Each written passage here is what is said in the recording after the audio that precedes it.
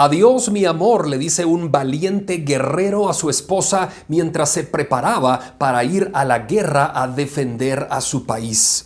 Ella, una joven hermosa, le responde: yo te amo con todas las fuerzas de mi corazón. Me mantendré orando por ti, pidiéndole a Dios que te cuide en la guerra y que cuide también a tus compañeros. Se funden en un abrazo interminable. Los ojos de la esposa están cubiertos de lágrimas. El esposo le da un beso en la mejilla y lo ve la esposa que se va caminando por entre las calles empedradas de Jerusalén. La emoción embarga a la esposa y al esposo, pero ya nada se puede hacer para quedarse un momento más. La guerra está a punto de comenzar y el valiente soldado tiene que dirigir sus pasos hacia el batallón de infantería que lo espera para trasladarlo al campo de guerra. La esposa solamente ve cuando su esposo se pierde por entre esas pequeñas calles de Jerusalén y con dolor de su corazón ingresa de nuevo a su casa y se arrodilla para hacer la primera oración a Dios pidiéndole protección para su esposo. Ese era el tiempo en que los reyes salen a la guerra. Pero el rey David no salió a la guerra. El rey David quiso quedarse en el palacio real. Dijo: no, yo no voy a la guerra, me quedaré descansando aquí en el palacio este año. David debía estar en la guerra, pero se quedó en el palacio. Sus valientes soldados estaban peleando, defendiendo a Israel, pero David estaba en el palacio descansando. Mientras David descansaba, tuvo ganas de subir a la terraza porque estaba aburrido, no sabía qué hacer, y para despejar un poco la mente subió a la terraza. Estaba viendo todo el panorama de Israel y estaba observando las montañas, observaba los árboles. De pronto observa el río y a la distancia ve a una hermosa mujer que se estaba bañando allí en el río. Era una preciosa joven. David la mira fijamente y su corazón empieza a pensar en pecado, empieza a codiciarla. David baja las gradas de la terraza y con cada grada que bajaba, que descendía, pensaba en esa hermosa mujer que se estaba bañando en el río y pensaba en el pecado y pensaba en traerla a su palacio. David llama a sus criados y pregunta: ¿quién es esa hermosa mujer que se está bañando en el río? Majestad, le dicen sus siervos, ella es Betsabé, la mujer de Urías Eteo, uno de sus soldados más valientes, de esos guerreros que siempre están al frente de la batalla. En ese momento cruzan por la mente de David pensamientos contradictorios. El rey sabe que Dios condena el adulterio. Éxodo 20:14. El rey lo sabe, pero en su mente empieza a pensar y a jugar con la idea de adulterar con esa hermosa mujer que acaba de ver bañándose en el río. David tenía que estar en la guerra. Ese era el tiempo en que los reyes salían a la guerra, pero él no estaba en la guerra. Él estaba descansando en su casa y estando descansando fue tentado y seducido por su propia concupiscencia para tratar de cometer un pecado, el pecado de adulterio. Vayan a buscar a esa joven, dice David a sus sirvientes. Betsabé llega al palacio del rey y se consuma el pecado del adulterio. Si David hubiera estado en la guerra, no hubiera cometido pecado, porque allá hubiera estado en el frente de la batalla, hubiera estado dirigiendo a sus escuadrones, hubiera estado pensando en cómo defender a su pueblo, al pueblo de Dios, pero no estaba en la guerra, estaba descansando. Y ahí fue cuando la propia concupiscencia de su corazón lo tentó y cometió el pecado de adulterio. Muy acertadamente dice aquel dicho: una mente desocupada es taller de Satanás. Eso es un dicho popular. Una mente desocupada es taller de Satanás. Eso fue justamente lo que le pasó a David. Mientras sus soldados peleaban en la batalla, en la guerra, él estaba desocupado. Su mente estaba desocupada. Entonces aprovechó el diablo para tentar a David cuando de la propia concupiscencia de David salieron los pensamientos pecaminosos. Muy acertadamente entonces está dicho ese dicho, que una mente desocupada es taller de Satanás. Luego de cometer pecado de adulterio, David comete el pecado de asesinato porque manda a llamar al esposo de Betsabé, a Urías Eteo, al valiente guerrero, y le dice: hey, guerrero Urías, va a dormir esta noche a la casa de su esposa, por favor duerma con ella. Y Urías dice: no, rey David, yo no puedo dormir con mi esposa hoy, sabiendo que mis compañeros están en la batalla, sabiendo que el pueblo de Dios está en guerra. Yo no puedo ir a dormir a mi casa plácidamente. Y Urías no fue a su casa, se quedó Urías haciendo guardia en la puerta del palacio y no fue a la casa. Entonces David se molestó. Escribió una carta y la carta la llevó Urías mismo, se la llevó a Joab, capitán del ejército de Israel, de David. Y Joab recibe la carta, Urías mismo la lleva y la carta decía: por favor, pongan a este guerrero al frente de la batalla, donde esté lo más recio. Y lo pusieron ahí y lo asesinaron, lo mataron. Urías falleció. David comete pecado de adulterio. David comete pecado de asesinato. ¡Wow! ¡Cuánto pecado en el corazón del rey David! ¡Cuánto pecado cometió David! David cometió adulterio, David cometió asesinato. ¿Por qué? Solamente por una sencilla razón: por no estar en la batalla. Ese era el momento en que los reyes salían a la guerra, pero David decidió descansar en el palacio, y mientras descansaba fue tentado cuando de su propia cabeza, de su propio corazón, salió el deseo de pecar. Bueno, casi nadie está caminando por ahí por la calle y cae en pecado. Nosotros tenemos una frase, los cristianos, que decimos: bueno, cayó en pecado, cayó en pecado. No es que caigas en pecado, simplemente es que de tu propia concupiscencia estás pensando constantemente en el pecado, y es ahí cuando entonces eres seducido y te involucras en el pecado. Pero nadie está caminando tranquilamente y de pronto cae, como caer en un bache. No, es de aquí que el pecado sale del corazón, el pecado sale de la mente. David no cometió pecado instantáneamente.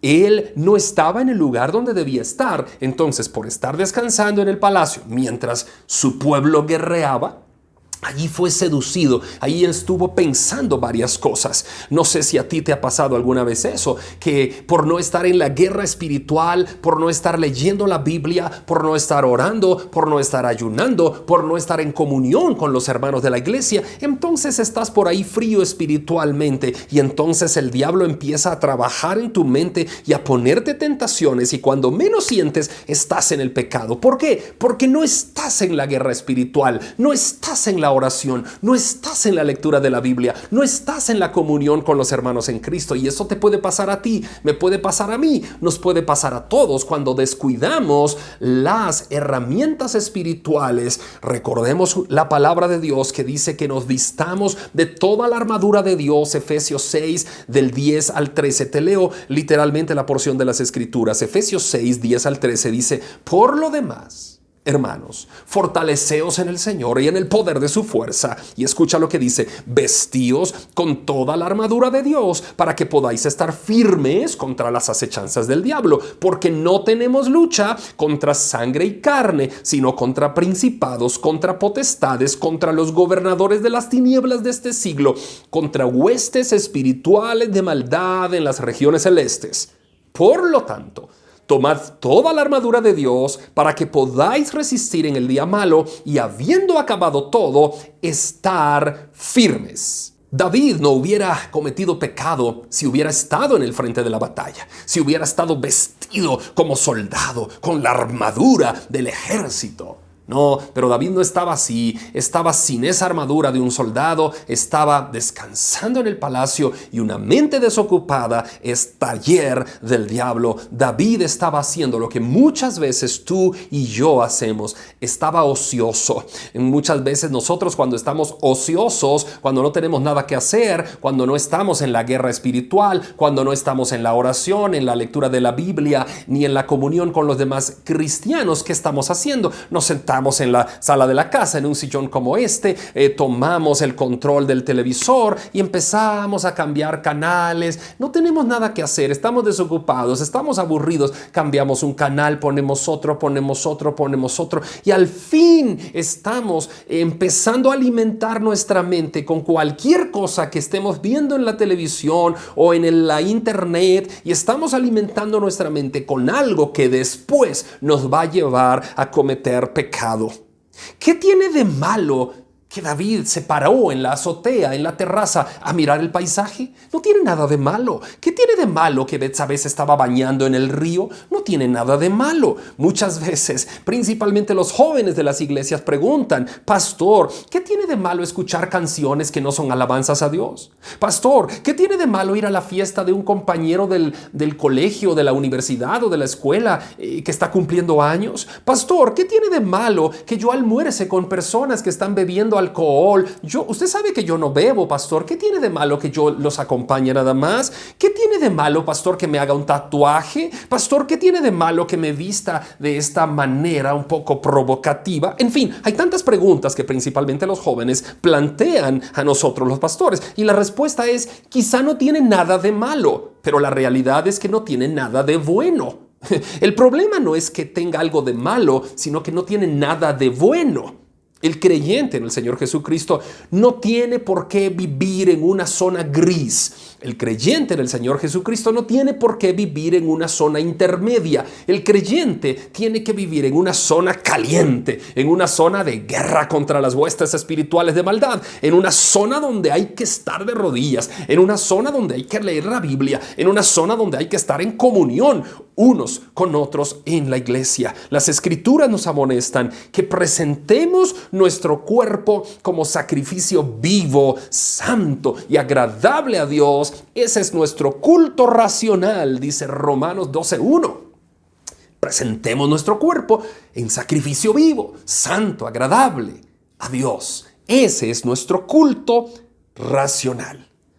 David estaba llamado a ser representante de la santidad de Dios aquí en la tierra. Como el rey de Israel, él debía representar el señorío de Dios sobre su pueblo, pero en esta ocasión David no lo hizo. Afortunadamente, vemos la gracia de Dios de una manera especial en esa historia del pecado de David. David al final se arrepiente y reconoce al Señor como el único a quien él le ha fallado, y el Señor lo va a perdonar. David va a volver a tomar esa arpa en sus manos, va a volver a tomar esa pluma en sus manos para escribir esos preciosos salmos, para cantar canciones a Dios, y de allí se desprenden salmos tan maravillosos como el Salmo 103, por ejemplo, que dice: Él es el que perdona todas tus iniquidades, Él es el que rescata del hoyo tu vida para siempre. Él no guarda el enojo para siempre.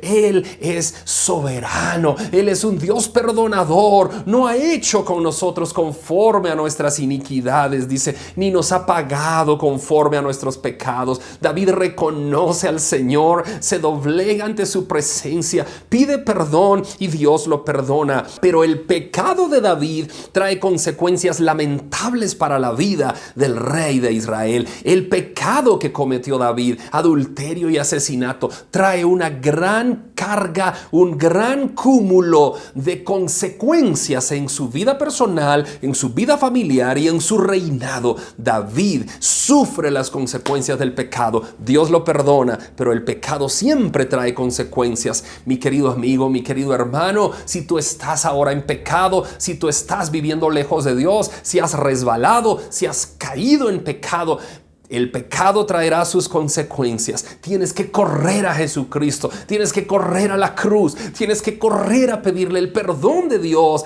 y decirle: Señor, perdóname, restáurame, me equivoqué, estoy lejos de ti. Tienes que sufrir las consecuencias del pecado, pero tienes que saber que en Jesucristo hay perdón de pecados, hay salvación y hay vida eterna. Miremos lo que dice Santiago 1:12 al 15. Dice: bienaventurado el varón varón que soporta la tentación, porque cuando haya resistido la prueba, recibirá la corona de la vida que Dios ha prometido a los que le aman. Cuando alguno es tentado, no diga que es tentado de parte de Dios, porque Dios no puede ser tentado por el mal, ni Él tienta a nadie, sino que cada uno es tentado cuando de su propia concupiscencia es atraído y seducido. Entonces la concupiscencia, después de que ha concebido, da a luz el pecado, y el pecado, siendo consumado, da a luz la muerte. David pecó porque estaba siendo seducido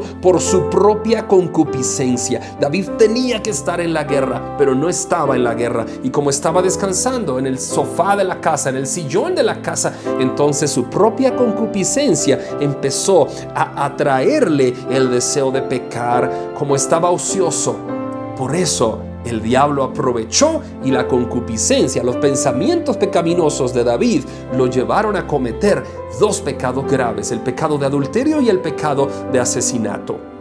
Muchas veces nosotros no estamos en esa guerra espiritual, no estamos leyendo la Biblia, no estamos orando, no estamos en comunión unos con otros, con los hermanos, y por eso podemos llegar a caer de nuestra propia concupiscencia. Podemos empezar a ser seducidos al punto de llegar a caer en un pecado como cayó el rey David.